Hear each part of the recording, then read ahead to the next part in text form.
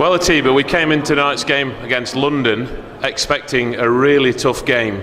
The outcome was a victory by 90 points to 63, so you won by 27 points, I think. That was correct? Yeah. I have to say, in 4 years of watching the Sharks, for me, from the sidelines, that was the most complete performance. How closely would you agree with that statement? I think it was one of the best ones in the last few years, but we've had trouble getting it together during the season early. I think this season we've kind of got it going earlier than usual.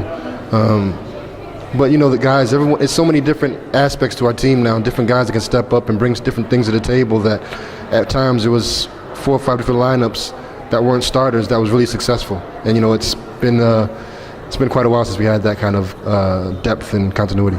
How much of a privilege is it, Atiba, to have so many different options for a coach to choose from the bench?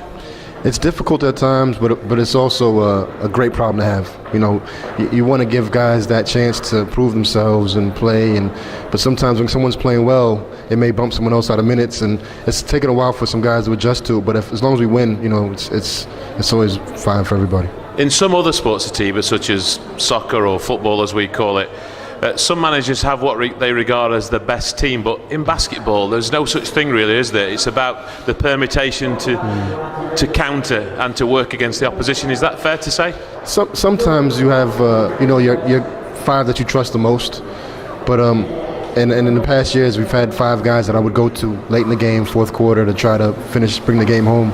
But this year I think there's so many different teams that I can put out there and I feel confident in, because I know that either they're all going to play hard defensively, or they bring different attributes, like I said earlier. So it is rare that you have a team where you feel so confident playing any kind of 5, any different lineups. I can put Olu as a big man or a guard. I can play Colin either way. I can play so many different ways, variations that I can play with.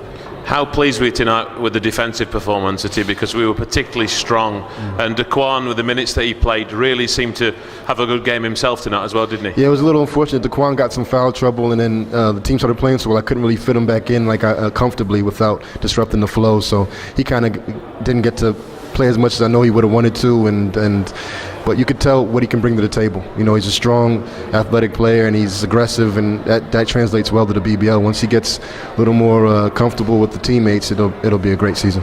So strong defensively, but Mike Shaft rarely gets excited, but a couple of times tonight he used the words "awesome" for some of the baskets. What were your thoughts on some of the play, scintillating from the sidelines? Yeah, it was good chemistry. It kind of things started bouncing our way. When you win by this many points, some of it is just the ball bounces your way. We got some offensive rebounds and key fouls and putbacks in the middle of their run that really squashed their run.